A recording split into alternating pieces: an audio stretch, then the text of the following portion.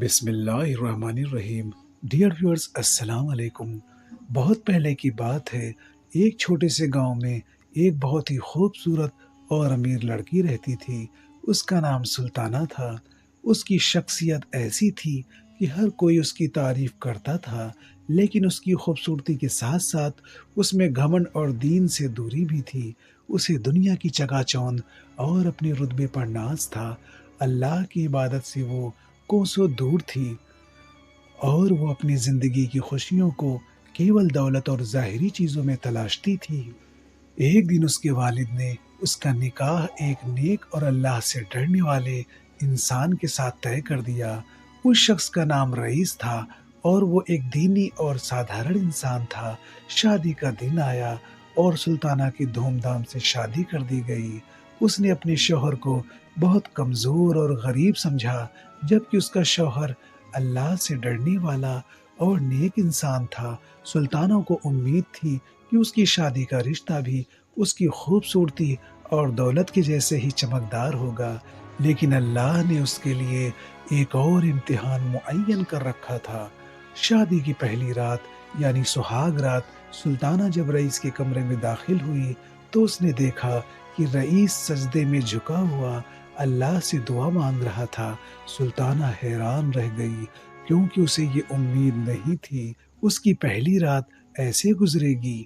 رئیس نے سجدہ ختم کیا اور اپنی بیوی سے کہا، آج ہماری زندگی کی شروعات ہے اور میں چاہتا ہوں کہ ہم اسے اللہ کی رضا کے ساتھ شروع کریں۔ اس نے سلطانہ سے کہا کہ وہ بھی نماز پڑھے اور اللہ سے دعا کرے کہ ان کا رشتہ برکت والا ہو۔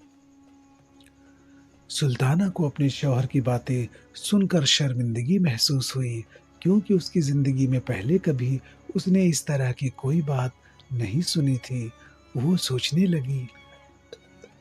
سوچنے لگی کہ دولت اور خوبصورتی کے پیچھے بھاگنا تو فانی چیزیں ہیں، لیکن اصل چیز اللہ کی عبادت اور نیک نیت ہے۔ اس نے اپنے دل میں توبہ کی اور اپنے شوہر کے ساتھ نماز پڑھی۔ وقت گزرتا گیا، سلطانہ کی سوچ میں بہت بڑا بدلاؤ آیا۔ اب وہ اپنی پچھلی غلطیوں پر توبہ کر چکی تھی، ہر وقت اللہ کی عبادت میں مشغول رہتی تھی۔ اس نے سمجھ لیا کہ اصلی خوشی اور سکون صرف اور صرف اللہ کی مرضی اور عبادت میں ہے۔ اس کے شوہر رئیس نے اسے اسلام کی تعلیمات سکھائی اور وہ ایک نیک، سمجھدار اور ایماندار عورت بن گئی۔ یہ کہانی ہمیں یہ سکھاتی ہے کہ ظاہری خوبصورتی اور دولت زندگی کے اصل مقصد کو پورا نہیں کر سکتی۔ اصلی کامیابی تب حاصل ہوتی ہے جب ہم اللہ کی رضا اور اس کی عبادت کو اپنی زندگی کا مقصد بنا لیں۔ رشتے تبھی کامیاب ہوتے ہیں جب ان میں دینداری، عزت اور اللہ کا خوف ہو۔